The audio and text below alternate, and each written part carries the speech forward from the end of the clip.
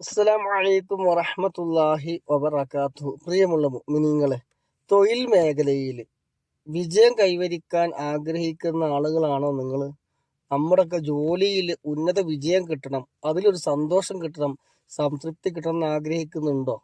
ഉണ്ടോ? ഉണ്ട്. അപ്പൊ ഉണ്ടെങ്കിൽ അതിനുള്ള നല്ലൊരു പണിയാണ് പറഞ്ഞത് ഞാൻ. നമ്മൾ ഈ ഉദ്ദേശിക്കുന്ന ഏത് ജോലിയാകട്ടെ, ഏത് മേഖലയിൽ ജോലി ചെയ്യുന്ന ആളുകളാകട്ടെ, നമ്മുടെ ആ തൊഴിലില് നല്ല തൊഴിൽ മേഖലയിലും ജോലിയിലൊക്കെ നല്ല ഉന്നത വിജയം ആഗ്രഹിക്കുന്ന ആളുകൾ ആ തൊഴിലിൽ, ആ ജോലിയിൽ വിജയം നേടിയെടുക്കാൻ സഹായിക്കുന്ന അമൂല്യമായ ഒരു ഇസ്മാണ് ഇനി ഞാൻ പറയാൻ പോകുന്നത്. തൊഴിൽ വിജയം ആഗ്രഹിക്കുന്നവർ എല്ലാ ദിവസവും ഈ ഇസ്മ അക്ഷരസംഖ്യ, പടച്ച റബ്ബേ, എന്താണ് ഈ അക്ഷരസംഖ്യ എന്ന് പലപ്പോഴും കഴിഞ്ഞ ഇസ്മുകളൊക്കെ എഴുതിയപ്പോൾ ചോദിച്ചിട്ടുണ്ട്. ഞാൻ അതിന് താഴെ ടെക്സ്റ്റ് കൊടുക്കാറുണ്ട്.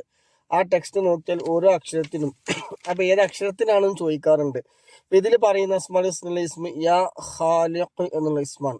അപ്പൊ യാക്ക് ഒരു എണ്ണം ഉണ്ടാവും, ഹാക്ക് ഒരു എണ്ണം ഉണ്ടാവും, ലാമിന് കാഫിന് ഓരോരോ എണ്ണം ഉണ്ടാവും. അത് ഞാൻ തരുന്ന ആ താഴെ എഴുതിയ ആ ഇതിൽ നോക്കുക. അത് നോക്കിയിട്ട് ഓരോ അക്ഷരത്തിന്റെ നമ്പർ 1, 8, 9, 10 ഇങ്ങനെയാണ് വരുന്നതെങ്കിൽ എല്ലാം കൂടെ കൂട്ടി എത്രയാണ് കിട്ടുന്നത്, അതാണ് മൊത്തത്തിലുള്ള അക്ഷരസംഖ്യ. അപ്പൊ ഈ അക്ഷരസംഖ്യ പ്രകാരം മുടങ്ങാതെ ഇത് പതിവാക്കി വരികയാണെങ്കിൽ എന്ത് ചെയ്യും?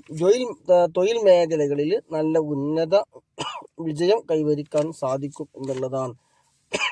അല്ലാഹു സുബ്ഹാനഹു വ തആല നമ്മുടെ ജോലിയിലും ഇൽമിലും കുടുംബജീവിതത്തിലും ദാമ്പത്യ ജീവിതത്തിലും സമയങ്ങളിലും സർവ്വ മേഖലകളിലും അല്ലാഹു സുബ്ഹാനഹു വ തആല ഒരുപാട് ഖൈർ ബറക്കത്ത് എല്ലാം പ്രദാനം ചെയ്യുമാറാകട്ടെ. ആമീൻ.